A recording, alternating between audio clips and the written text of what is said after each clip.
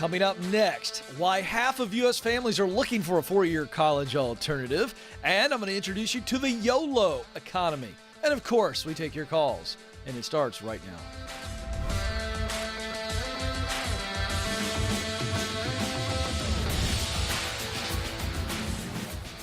All right, here we go. I'm coming to you live from our Ramsey Solutions studios in Nashville. And you've joined a conversation about who you are, what you were created to do, where you want to do it, and then how to get there. Yes, we're talking about your purpose. We're talking about looking at your work as not a thing that you do to live, but that you actually live to do. Now, you don't just automatically step into that. It's a journey. And we've got 7 stages to work that you love, where you're really contributing what you were created to contribute.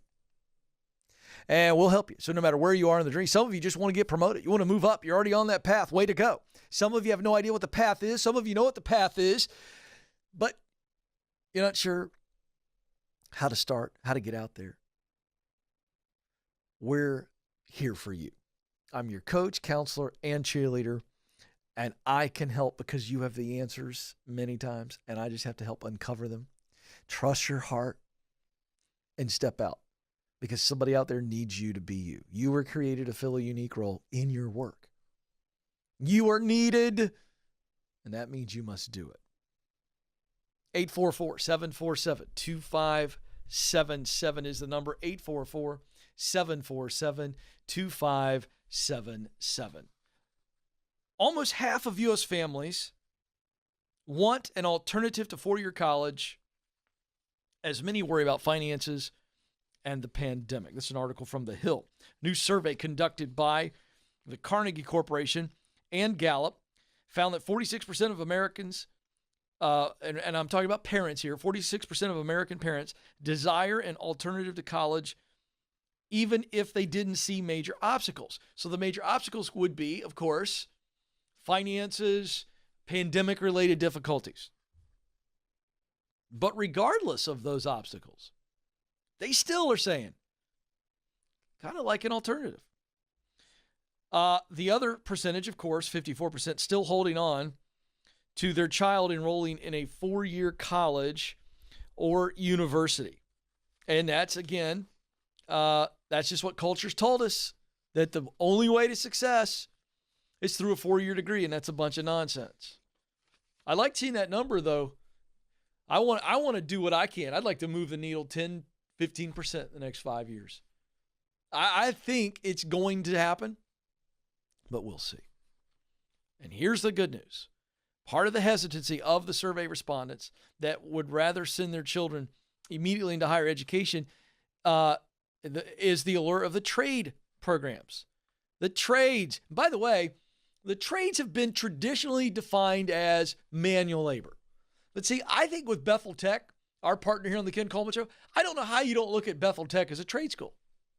They could hire you they could train you for a multiple list of technology jobs. 9 months, and if you're a Ken Coleman Show listener and you pay cash, you cash flow your way through it, you're going to pay way less than $15,000. 9 months and placed starting making $75,000 or more. That's a trade school. So I want to blow the shame off of what has traditionally been looked at as, well, this is manual labor and you're working really hard and you're getting dirty and you're smelly. That drives me nuts. Some of the most successful people I know personally started in the trades, and they worked their way up and started their own business and have built a very strong business. Not to mention the governor of Tennessee, Bill Lee, family-owned business. HVAC, plumbing, trades. All right. Have I made my point, Joe? I think so.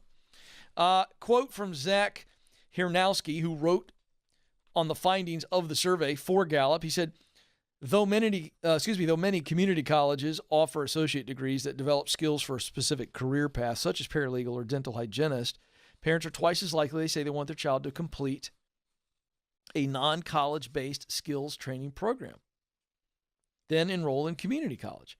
So when they ask them, okay, if we look at trade type work? Would you rather do that through the community college or through a non-college base? And again, double said, I want the non-college based training program.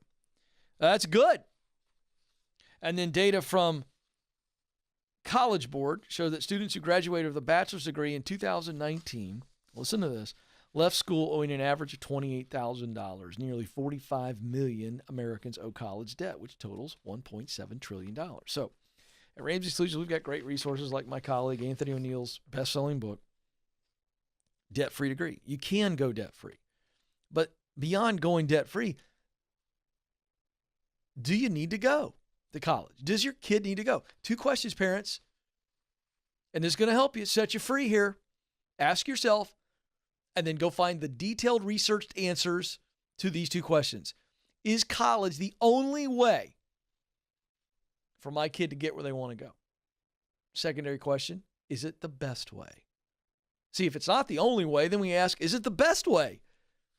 Get the answers to those 2 questions, and now just move forward. Got to blow the shame off of kids going from high school and moving into the field they want to get into. Lower level, entry level, interning, working 2 jobs. My kid wants to go right into the workforce. Hey, they want to work 2 jobs. They're working, they're getting after it. You can stay at my house. If you're busting it and getting after it, it's the least I can do. Well, you're not going to stay there for 5 years. But if you got to bust it, young people, parents, if your kid's got to bust it with 2 jobs or 1 full-time job and they're doing some volunteering, some interning, some things just to get in, oh my gosh, that's worth it. That's not going to take as long as a 4-year degree will take. And by the way, there's no debt associated with that. Wake up, parents. 844-747-2577 is the phone number to jump in. 844-747-2577. Let's go to Chandler, Arizona. I'm sorry. Hello. I got to read the colors. Amanda was about ready to go. No, wrong line. Line 2. Tyler is joining us now in Londonderry, New Hampshire. Tyler, you're on the Ken Coleman Show. How are you doing, Ken? Tyler, I'm living the dream. How are you, sir? I am well. I am at a bit of a crossroads in my professional life, and I was hoping to get some advice. All right, I'm here for you. What's up? Well, I'm looking at leaving my corporate professional job. I'm at a crossroads where my company has just been acquired by a private equity firm. Okay. So they're having to cash us out on all of our unvested stock. So it's created quite a liquid cash situation for me. Nice. So I feel like if I'm going to exit, now is probably the safest time to do it. Uh-huh. I am just having a hard time finding what I want to do next. Okay. Were you planning to stay with this?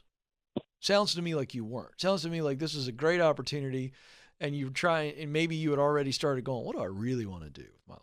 Is that true or false? Or is this all caused you to start wondering that? No, it's true. So I've been with this current company for about 2.5 years, and it's changed quite a bit. So I've had 3 CEOs, and I've reported to 4 different VPs in the last 2.5 years. What's your financial situation? Are you in debt? You got any debt? I have 0 debt. How much have you been making? My base salary currently is $158,000, plus an additional $44,000 in deferred compensation. Okay, and then what about the stock? What kind of windfall are you coming into there? Before taxes and everything else, it's about $330,000. Bro.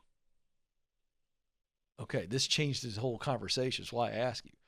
I'd cash out now. You know you don't want to be there long term. I'd cash out, and you have no debt, and I'd take 2 or 3 months and rest and recharge and start working on what I teach, which I'm going to walk you through right now. But I don't think you have to step into something else right now. How long do you have to make that decision to cash out? All the cash will be in my account by middle of this week. You've already done it, is what you're saying. Well, so yeah, I surrendered my vested stock to the purchasing third party, and then they've already cashed it out for. But have you left? But you haven't left the company though, right? No, I'm still currently employed. Oh, Okay, so I missed that little nuance. So you don't have to leave in order to cash out. I thought you were having to make the decision to leave and cash out, but you're saying, okay, that's even better. So here's the deal. The answer is you're leaving. We just don't know when. How's that feel? Feels good. Yeah, because here's the deal. Bro, you could leave in 2 weeks. You got $300,000 coming. You know, I mean, no, you're not. You're going to get taxed on it, but you're going to have a windfall where you can take a month. 2 months, 3 months. Or you can stay and not touch any of that money and just invest it and keep drawing that nice salary. And you're walking through, okay, I could go here, here, and here. So my point is yes, you're leaving. The question becomes just when. But this isn't a financial risk for you to leave. So that's why I'm not even going to give you an opinion on when I'd leave. Because you're not miserable, right? I'm not happy. Got it. Well, okay. My point is leave whenever you want to leave. I'll leave it up to you. The real issue is what do you want to do with your life? I think you got some ideas. If you don't, I'll walk you through real quick. We'll do the sweet spot exercise. We'll look at your top talents, the passions that you have, this type of work that you love, you wonder about, you think about it, you enjoy it deeply, and then the results you want to really produce in this world, and that's mission, talent, passion, mission. Where those are aligned, there's going to be a neon arrow pointing to the marketplace. So I can walk you through that, but let's just start with, I think a guy like you's got ideas. I think you've been thinking about leaving for a while, which means you've been thinking about other things. True or false? Very true. Okay, tell me what you're thinking about. You got 2 ideas, 1 idea, something that's never left your heart? What's going on? The one that it's kind of been floating around most recently is being a small business consultant. Great. Why do you want to do that? Well, I have a passion for sales. I've been in sales for pretty much my entire career in varying forms. So I think being able to bring retail experience both in specialty and in big box retail, you know, there's things that I've learned over my journey that I would love to pass along to small, you know, independent businesses and help them find ways to win. Love that. I mean, if you just let your mind wander and you're just you're like a hired hand, man. You come in, you kind of analyze what's going on, and then you start going, all right, well, we're going to formulate a plan. And then I'm going to help guide you through the implementation of the plan and coach your team. And we see big turnaround. How does that make you feel when you think about that? Makes me feel good. I mean, it definitely gives me a sense of accomplish, and especially if I'm helping others win. Yeah. Yeah. See, I believe there's 6 missional results. I think if you boil down all the work in the world, I think there's 6 missional results that you could put every person on the planet into. And so when I hear you, and I really pick a top one, but I think for you, influence, man. I think you want to influence. When you can see direct results on others' performance, I think that gives you the juice. Is that true or false? No, that's very true. Yeah. I also think you've got another high score on solutions. I think you love solutions too. Is that true? I do. I'm kind of chuckling because my wife thinks I should do something along this lines, but being a fixer, going in, finding the weak spots or the vulnerabilities in a business. That's what you just described. Yeah. All you did was put a specific area of sales, but that's fixing. And then I'd say the other one that you would score high on is achievement. You love throwing scores up on the scoreboard. You're a scoreboard watcher. Are you chuckling again? I am. I'm just slightly competitive. You kind of have to be in this field. So, yeah. Oh, wait a second. Wait a second. How is it that I knew that? I didn't even ask you those things. How is it? Am I a magician? No, I'm not. I just know, folks, that what I'm teaching works. And I could go through and I bet I could guess your top talents and I bet I could guess your passions as well. But the point is that I'm not trying to show off. But I just think that talent and passion and mission, when they're all together, it makes for very, very fulfilled people. And I can just tell you, you've got the talent of communication. You've got the talent of connection. You've got the talent of execution. You've got the talent of persuasion. and the work you love, I can just tell you right now, you love selling. You said that. You love solving. There's that influence. You love that leading component, which drives that influence. So, am I hitting all on this on the bullseye still? Absolutely. Okay, then. So, Tyler, you are on purpose. You are in your contribution zone, fulfilling the role that your creator put you on the planet to fill when you use what you do best, your talent, to do work you love, your passion, to produce results that matter deeply to you, your mission. And we just hit the bullseye on all three of those things. So consulting, being a professional fixer in the area of sales is absolutely in your sweet spot, true or false? True. So you know exactly what to do, don't you? Yes, I do. I'm so excited, man, because let me tell you something. You're blessed. This is such a blessing, man. This financial windfall for you to be able to just go, all right, I'm going and doing this. I would literally launch your company tonight. You don't have to tell anybody, but I just go, I'm doing it. I decided. And you can decide if you want to stay for a little while or you can go because you're in a financial situation to go today. So I'm fine with that. And again, I'll remind everybody, I'm never going to tell you to jump off of a cliff. That's movie stuff that ain't real life. You get hurt when you jump off a cliff if you don't know what you're doing. But if you know what you're jumping into and you know how to swim when you get down there in the water, then that's fine. And that's a financial plan is what I'm saying. 844-747-2577. Kelsey is in Harrisburg, PA. Kelsey, you're on the Ken Coleman Show. Hi, Ken. How are you? Kelsey, I am living the dream. What are you doing? I am not living the dream. Well, you are in the right place. What's going on? So I'm calling because I feel like I'm kind of at a career crossroads coming up, and I just feel really paralyzed, not knowing what to do. Oh, okay. I've been in the same job for quite some time now, and I'm just really not happy. I'm in a comfortable place as far as like working from home, and I enjoy the benefits that the job provides, but I don't enjoy the job itself. I've had a recent offer, a job offer that I had to decline because I wasn't sure if it aligned with I wasn't sure if my values aligned with the company values, and also it was a really big pay cut. And I have another potential job on the horizon within my current company that I think hits some things that I enjoy, but I'm just not sure. I'm just not even sure what I enjoy at this point, because I've been in this, kind of paralyzing situation for so long. Why are you been paralyzed for so long? I understand that you're comfortable, not happy, and that is a paralyzing. You just described that beautifully, by the way. That pretty much is there's several combos, but comfortable, not happy is paralyzed because you're going, I'm kind of an idiot if I leave all this comfort. What kind of a moron does that? That's the internal voice. Right. Well, that's a bunch of garbage. But why are you so paralyzed? Is it because you really, truly have no idea? I just have a hard time believing that you don't have any idea what you might like to try or a couple of ideas. If that's true, I can go through this and we can work it out because the answer is within you. But I'm just a little cynical.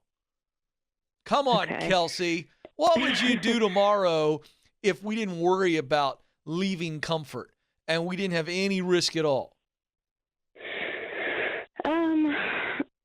Honestly, I would love to, I love to be outside. So I'm currently behind a desk, and I think I would love doing something outside. I would love also focusing on something where I could make sure people were having a good work experience, because I just haven't had a happy work experience in a long time, and I don't want that for other people. Mm-hmm. So what does that look like? You started to give me an answer. Great question. Well, the other factor is I also have a lot of hip issues, and I have a lot of mobility challenges with that. So it's I don't know. Let me ask you this. I guess that's part of why I feel paralyzed. Yeah, I just think you need to dive deeper inside your heart. I don't know that working outside is your thing. I think you could be outside. I mean, being outside is, I don't know. I don't think I'm not seeing anything there. Because when you described the Okay. work you want to do, you were like, well, I'd love to help other people have an enjoyable work experience. That's really high level. I like that. I think there's some clues there. We got to go about 10 levels deeper. We got to Okay. dig underneath that. What's the type of work that you would do? Forget job title. Forget the people we're doing it for. I just want to focus on the function of work. What kind of work would you go if I did this and let's say I'm not stuck behind a desk all day? Are you working remote too, by the way? Yeah, I was before the pandemic, though. Yeah, but that's part of the issue. I don't know that we as humans are made to work remote for long periods of time. You can't convince Yeah, I me was of listening that. to you talk about that yesterday. Yeah. Yeah. Do you agree with me or disagree? I don't mind if you disagree. No, I do. I think, like I said, it's a comfort issue for me because of my hip. I get it. But I can't speak to the medical issues. But I mean, is your hip at a place where like you just can't work anywhere but remotely? It's at a point where, yeah, I mean, like I have several different chairs I have to alternate between, like a standing desk. Like it really limits what I can do mobility-wise. And this is for the rest of your life, or is there other options? I sure hope not, but I have a medical appointment next week for that to find out more. Well, let's hope that you can get that thing fixed. But now this does change things. I mean, if there's no prognosis where the hip can be healthy enough for you to, get out of remote work, then the remote work is going to have to be the type of work that you really, really love. Mm-hmm. And so give me a task or function earlier on in your career, or maybe in the same job before it got yucky. You go, when I'm doing this kind of work, Ken, I feel the juice. I do look forward to this type of work.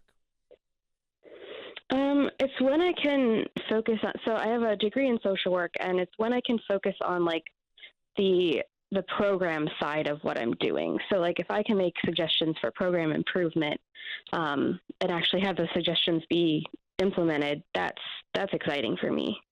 Tell me more. I understand. So there's a little bit of a people element to this program. Am I right? Like, so you want to be able to recommend and guide people through a process for betterment? Is that what I'm hearing?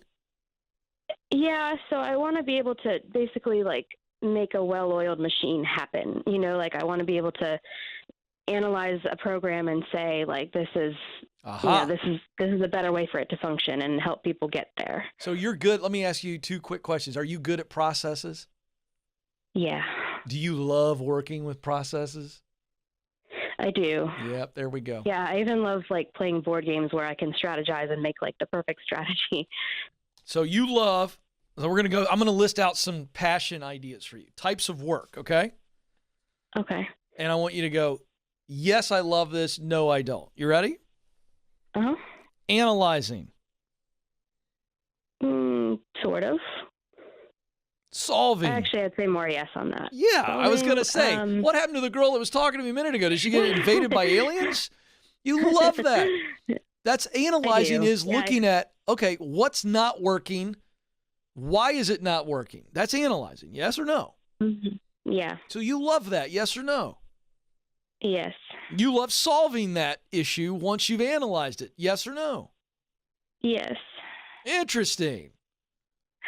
You love advising in that process as well. Yes or no? Yes. Okay. Let me ask you, do you have the talent of communication? You communicate well? And I don't mean public speaker and all that. I just mean one-to-one communication. You got that talent? Yeah, definitely. Mm-hmm. What about discernment? Yeah. Oh, boy. How do I know these things? I bet you're really good at an inspection, too. Inspecting. I think so. Yeah, see, that leads to the analyzing. So here's the point. You love process-type work because you're good at it, and ultimately it creates a result of order and excellence, and you are driven by work that drives efficiency. True or false? Very true. Okay, then. That's the work you need to be doing. Okay. So you're looking into the workforce now, and you're going, does this allow me to use my top talents of communication, discernment, inspection? Does it allow me to do the work of analyzing, solving, advising? And does it produce order and excellence? Ding, ding, ding. Yeah, and I think that's why I feel so paralyzed in my current position, because I'm kind of doing those things and not really being heard. Yeah, I get it. So, but my point is that if you're not being heard, we run that up the ladder, and we let them hear us, right? Mm-hmm. And do it well. Humility, honesty, and if they don't respond, it's time to move on. It's just that simple. Mm-hmm. Because I've now given you total freedom in the search. Now you're going, oh, I can go look at a ton of jobs, and I don't have to sit there and be paralyzed. I can come back and go, remember when Ken walked me through this? Does this job allow me to use what I do best, my talent? Does it allow me to do work I love? And then does it allow me to produce results that matter to me? And if it does, yay! Now we check in and see if it's got a good culture, if the company's a good culture, and then we go, am I totally qualified? If I'm not, let me go get that. But it becomes you just looking and realizing, wait a second, I've got a lot to offer. And as long as I'm in my contribution zone, using my talent, what I do best, to perform my passion, work I love to do, to accomplish my mission, produce results that matter to me, then I've got it. I've got this. I'm going to succeed. There's no way I can fail unless I do something stupid, and that's not you. You got this, don't you, Kelsey? I think so. Yes, you know so. So here's the deal. I thought you did the right thing by turning down the last job offer, but now you look at this intercompany thing and go, is this in my sweet spot? Does it work? If it's not, and then I tell them. And if they don't see me as value and want to move me into that type of role, then that's a nice way of me realizing it's time to move on. 844-747-2577 is the number. When we come back, what is the YOLO economy? I just learned recently what YOLO was. We'll discuss it. This is the Ken Coleman Show. Our world is changing, but so are we. Now, we see a smile through someone's eyes. We conquer our struggles and cherish each moment because we're shielded through faith and assured by hope. And greatest of all, we love. The world is different, but so are we. Let's talk about the process of getting that job you want. Every day here on the show, we're talking to people who want to work on purpose. But searching and applying can be stressful, which is why I'm very excited to announce we're working with ZipRecruiter. They're going to match you with jobs that fit what you're looking for and help companies find you. They're so good at this, it's no surprise that they're the #1 job site in the U.S. So sign up for free on ZipRecruiter today and experience the better way to find a job. Go to ZipRecruiter.com/Ken right now to sign up free and put ZipRecruiter to work for you.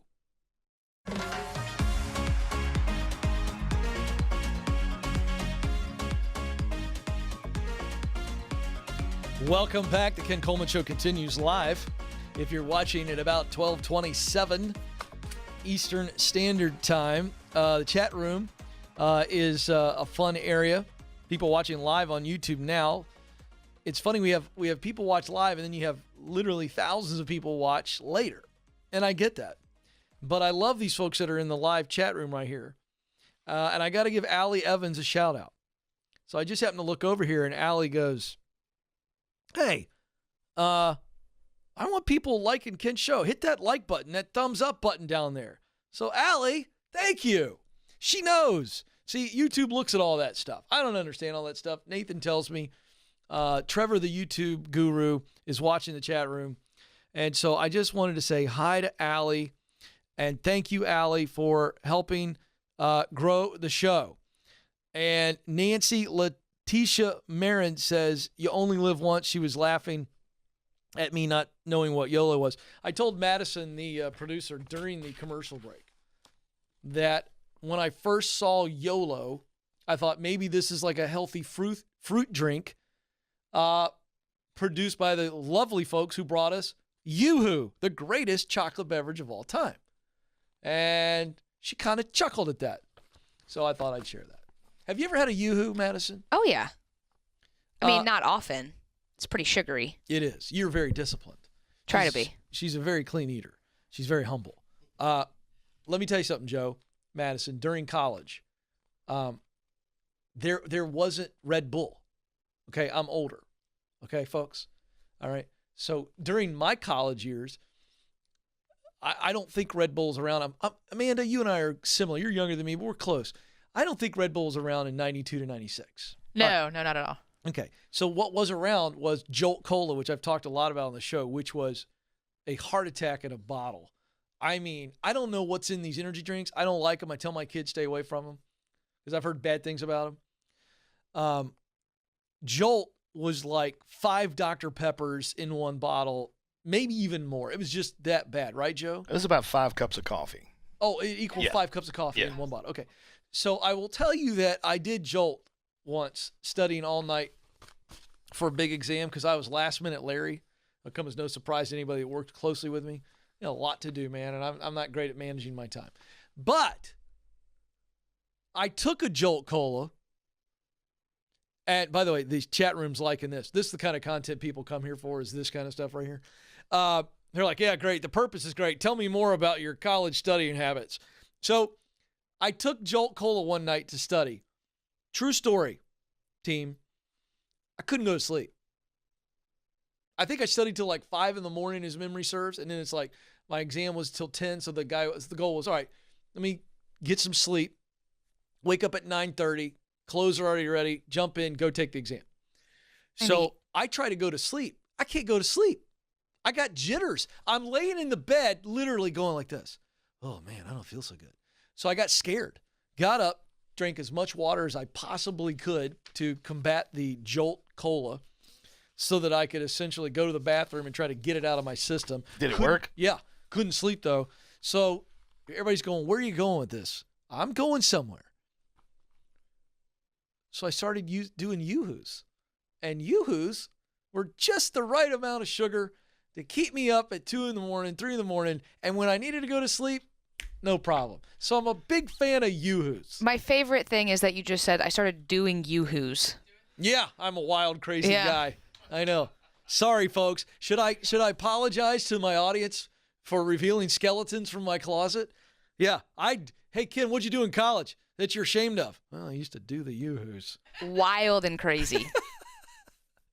I didn't think about that. Yeah, it's true, though. I haven't had a Yoo-Hoo in years, by the way, because I probably couldn't go to sleep now. You know. Joe asked me what time I went to bed last night. What time? 9:15. I know. My wild and crazy ways have followed me. I'm not kidding. It was like 9:05 last night. I was like, I can't. I gotta get to bed. But I get up early. Joe gets up earlier than farmers. So, like, when Joe gets up, the sun goes, hey, dude, go back to bed. Exactly. That's what they tell Joe. All right, so here we go. What is the YOLO economy? So, YOLO, for those of you who don't know what YOLO means, it's you only live once. So now this is from the New York Times. Fascinating stuff here. And for those who've been watching this program long enough to know that this isn't going to be surprising to you, because I talk about this all the time. But I love that major media outlets are starting to cover this, because what that means is it's more than just a trend. There's a movement happening. And oh my gosh, the Ken Coleman Show is positioned to help you folks and your friends. Listen to what the YOLO economy is. People are abandoning cushy and stable jobs to start a business or to turn their side hustle into a full-time gig, or finally work on that screenplay. Others are scoffing at their boss's return to office mandates and threatening to quit unless they're allowed to work wherever, whenever they want. Whoa! Now, I'm not a fan of threatening your boss. I don't think that ever ends up well, but it speaks to the emotional state that people are in on work. They're going, wait a second. This pandemic was a wake-up call. And here's what's going on. Brett Williams, who is cited in this New York Times article by the author, seeing things on LinkedIn and tweets and responses to his requests for stories. Brett Williams responded, 33, lawyer in Orlando, had his YOLO epiphany during a Zoom mediation in February. I realized I was sitting at my kitchen counter 10 hours a day, feeling miserable. And I just thought, what do I have to lose? I could die tomorrow. No, he's right. So he quits, leaves a law firm where he's a partner and his big salary to take a job at a small firm run by his next door neighbor. Why? He wanted to spend more time with his family. Now, some of you are going, okay, Ken, this guy, big time lawyer salary, he steps right into another lawyer position. Yeah, I get it. But the point is that you may not be able to do that now, but you can get to a place financially where you can do it. You can live on less. He's got big money, but what does he do? He steps into another law firm doing the work that he already loves to do. But it's a small law firm, and now he's got more time. Listen to what he said. I'm still a lawyer, but I haven't been this excited to go to work in a long time. There's story after story here. People have basically been evaluating their work life because their work life, more than they've ever realized before, is truly wrapped into their life. But it took some people working from home for months, even a year, to realize, wait a second. How much time do I spend in my life at work? The answer is, on average, an American will work 90,000 hours in their lifetime at work. That's a big number, kind of overwhelming, but just think about your normal day. What time do you wake up? How long are you at work? How much time are you spending with family not working? And when do you go to sleep? Start looking at it on a day-to-day basis. Whoa. So maybe Ken's not so wacky. Maybe Ken's not so pie in the sky, Pollyanna positive. Maybe Ken's like, Maybe Ken went through the conversation once and said, what do I want to do with all this time I'm spending at work? Do I want to just do something that allows me to get a check? Or do I want to do something that I'm really good at, that I love to do, and that produces a result that I align with personally? Life is short. Could end tomorrow. Why aren't you making the contribution that you were created to make? Ken, I don't know what it is. Great. Stay with us. Call me. Start diving into what do you do best? Your talent. Those are the tools that you can do lots of work with. Now examine, what are you passionate about doing from a work standpoint? What task or role in work do you look forward to? And when you're in the middle of it, time stands still. What results do you want to put into the world? Let me just break this down. I did this earlier with a caller. There are 6 results, missional results. If you boil down all of the work in the world, which I've attempted to do, and that's coming out this summer, we're coming out with an assessment that's going to blow your mind. We're testing it, and I got to tell you, folks, people are going, you're reading my mind. I've been doing a little bit here and there on the phone here, but just using some of the words and some of the classifications that I've written for this assessment. But there are 6 intrinsic motivators. There we go, 6. That you could say all work in the world can be put in these 6 buckets of results. Here they are. You can write it down. Alphabetical order. Achievement. This is you want to produce wins, either for people, for yourself. And it's about, look, I want to max out. I want to max out. It's about wins and acclaim. Second, creation. I want to create new things, new ideas, new experiences. Next is efficiency. I want to produce order and excellence. Next, influence. I want to create change and progress for people or companies. Next, service. I want to provide assistance or protection. And I'm just keeping these high-level descriptors. It's like I want to produce service. I want to work to serve. And then finally, solution. I want to solve problems and build systems, fix systems, however you want to say that. I want to work for solution. Now, all of us will have all of these in our work. So some are just going to be higher than others. For some of you, you're like, oh, Ken, I'm all about efficiency and solution. Those are my two big ones. Okay, great. Some of you about influence. That would be my greatest missional result. I want to influence you to discover who you are, what you were born to do, and then have you go get it. Some of you are like, hey, if I am creating a new thing, content, ideas, experience, whoo, man, that's it. I want to work to create. Some of you go, I just love serving people. My heart is full when I'm serving. Some of you, you're going, hey, I want to help people achieve. The last call is I want to help people sell a lot. I want to help companies grow and do good. I want to achieve. I'm all about driving achievement. And so you could see how this begins to make sense. People are waking up to this. And they're going, I want to sit at my kitchen table and work for this law firm to do this. I want to come over here because what really matters to me is this. So what are the results that you want to create in this world? What's the work that allows you to do it? And are you good at that type of work?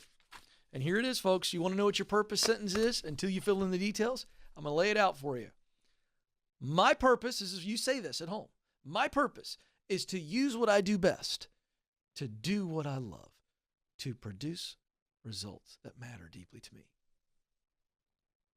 There's the answer to the biggest, most complex question that any human has ever attempted to answer. What should I do with my life? That's it.